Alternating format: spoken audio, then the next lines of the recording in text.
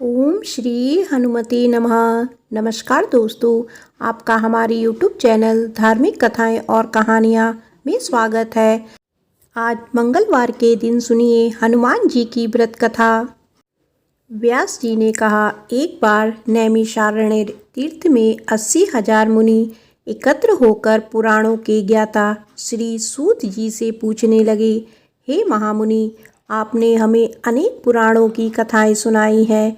अब आप कृपया करके हमें ऐसा व्रत और कथा बताइए जिसके करने से संतान की प्राप्ति हो तथा मनुष्यों को रोग शोक अग्नि सर्व दुख आदि का भय दूर हो, क्योंकि कलयुग में सभी जीवों की आयु बहुत कम है। फिर इस पर उन्हें रोग चिंता के कष्ट लगे रहेंगे, तो फिर वह श्री हरि के चरणों में अपना ध्यान कैसे लगा सकेंगे।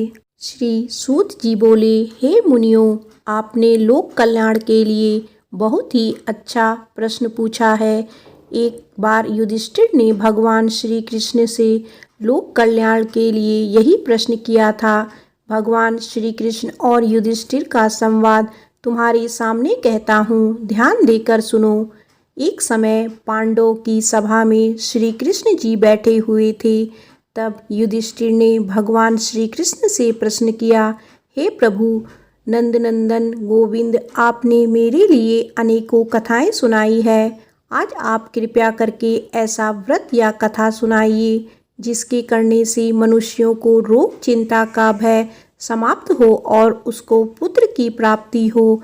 हे प्रभु, बिना पुत्र के जीवन व्यर्थ है।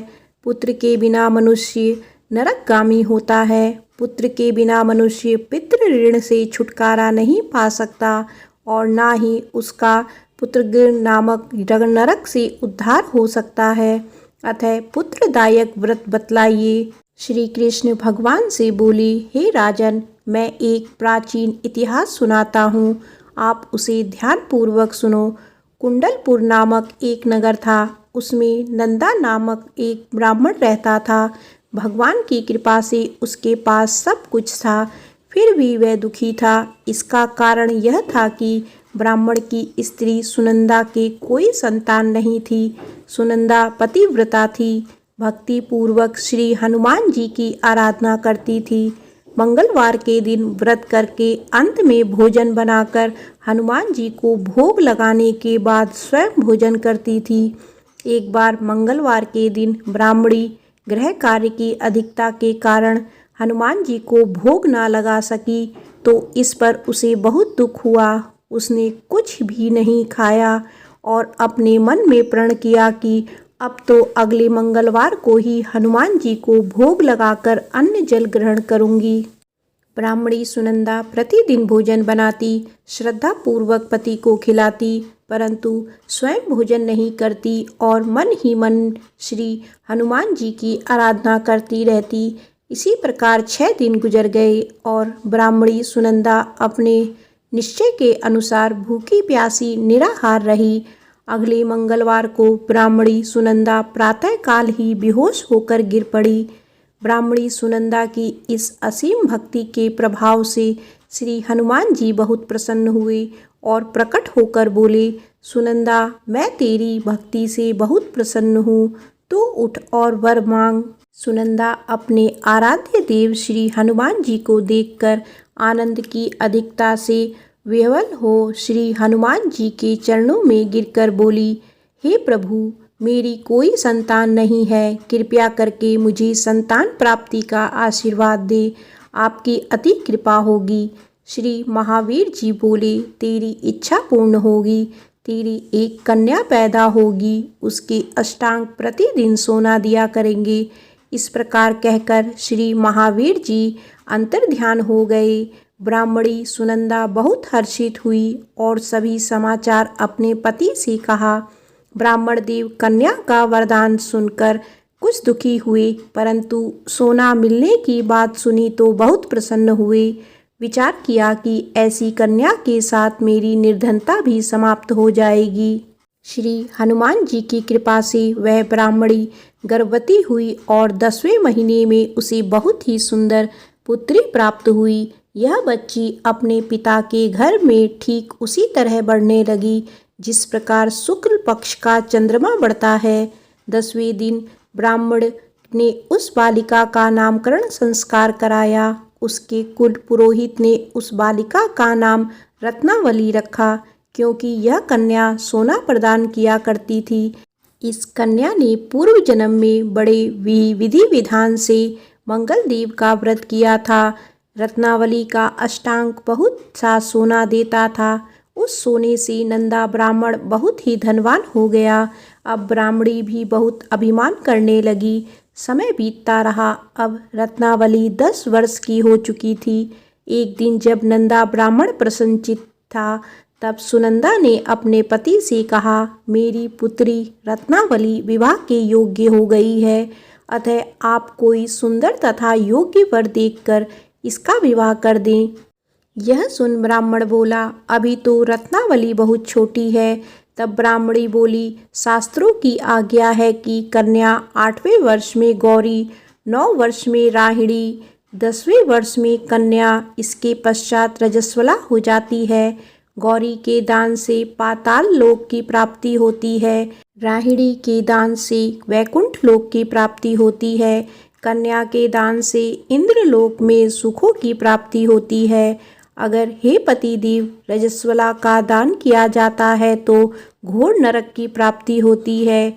इस पर ब्राह्मण बोला, अभी तो रत्नावली मात्र 10 ही वर्ष की है और मैंने तो 16-16 साल की कन्याओं के विवाह कराए हैं, अभी जल्दी क्या है। तब ब्राह्मणी सुनंदा बोली, आपको तो लोभ अधिक हो गया है लगता है। शास्त्रों में कहा गया है कि माता पिता और बड़ा भाई रजस्वला कन्या को देखते हैं तो वो अवश्य ही नरकगामी होते हैं। तब ब्राह्मण बोला, अच्छी बात है, कल मैं स्वयं ही योग्य वर की तलाश में अपना दूत भेजूंगा। दूसरे दिन ब्राह्मण ने अपने दूत को बुलाया और आज्ञा दी कि जैसी सुंदर मेरी कन्या है वैसा ही सुंदर वर उसके लिए तलाश करो। दूत अपने स्वामी की आज्ञा पाकर निकल पड़ा। पंपई नगर में उसने एक सुंदर लड़के को देखा। यह बालक एक ब्राह्मण परिवार का बहुत गुणवान पुत्र था। इसका नाम सोमेश्वर था। दूत ने इस सुंदर व गुणवान ब्राह्मण पुत्र के बारे में अपने स्वामी को पूर्ण विवरण दिया। ब्राह्मण नंदा को भी सोमेश्वर अच्छा लगा और फिर शुभ मुहूर्त में विधि पूर्वक कन्यादान करके ब्राह्मण ब्राह्मणी संतुष्ट हुए। परंतु ब्राह्मण के मन में तो लोभ समाया हुआ था। उसने कन्यादान तो कर दिया था, पर वह बहुत खिन्न भी था। उसने विचार किया कि रत्नावली तो अब चली जाएगी और मुझे इससे जो सोना मिलता था वह अब नहीं मिलेगा। मेरे पास जो धन था कुछ तो इसके विवाह में खर्च हो गया और शेष बच गया है, वह भी कुछ दिनों पश्चात समाप्त हो जाएगा। मैंने तो इसका विवाह करके बहुत बड़ी भूल कर दी है। अब कोई ऐसा उपाय हो कि रत्नावली मेरे घर में ही बनी रहे, अपने ससुराल ना जाए। लोभ रूपी राक्षस ब्राह्मण के मस्तिष्क पर छाया जा रहा था। रात भर अपनी शैया पर बेचैनी से करवटें बदलते बदलते उसने एक बहुत ही क्रूर निर्णय लिया। उसने विचार किया कि जब रत्नावली को लेकर उसका पति सोमेश्वर अपने घर के लिए जाएगा तो वह मार्ग में छिपकर सोमेश्वर का वध कर देगा और अपनी लड़की को अपने घर ले आएगा, जिससे नियमित रूप से उसे सोना भी मिलता रहेगा और समाज का कोई मनुष्य उसे दोष भी नहीं देगा। प्रातः काल हुआ तो नंदा और सुनंदा ने अपनी जमाई तथा लड़की को बहुत सा धन देकर विदा किया। सोमेश्वर अपनी पत्नी रत्नावली को लेकर ससुराल से अपने घर की तरफ चल दिया। ब्राह्मण नंदा महालोभ के वशीभूत हो अपनी मति खो चुका था। पाप पुण्य को उसे विचार ना रहा था। अपने भयानक व क्रूर निर्णय को कार्य रूप देने के लिए उसने अपने दूत को मार्ग में अपने जमाई का वध करने के लिए भेज दिया था, ताकि रत्नावली से प्राप्त होने वाला सोना उसे हमेशा मिलता रहे। और वो कभी निर्धन ना हो। ब्राह्मण के दूत ने अपने स्वामी की आज्ञा का पालन करते हुए उसके जमाई सोमेश्वर का मार्ग में ही वध कर दिया। समाचार प्राप्त कर ब्राह्मण नंदा मार्ग में पहुंचा और रुदन करती अपनी पुत्री रत्नावली से बोला, हे पुत्री, मार्ग में लुटेरों ने तेरे पति का वध कर दिया है। भगवान की इच्छा के आगे किसी का कोई वश नहीं चलता। अब तू घर चल, वहां पर ही रहकर शेष जीवन व्यतीत करना। जो भाग्य में लिखा है वही होगा। अपने पति की अकाल मृत्यु से रत्नावली बहुत दुखी हुई। करुणा क्रंदन व रुदन करते हुए अपने पिता से बोली, हे पिताजी, इस संसार में जिस स्त्री का पति नहीं है उसका जीना व्यर्थ है। मैं अपने पति के साथ ही अपने शरीर को जला दूंगी और सती होकर अपने इस जन्म को, माता पिता के नाम को तथा सास ससुर के यश को सार्थक करूंगी। ब्राह्मण नंदा अपनी पुत्री रत्नावली के वचनों को सुनकर बहुत दुखी हुआ। विचार करने लगा, मैंने व्यर्थ ही जमाई वध का पाप अपने सिर ले लिया।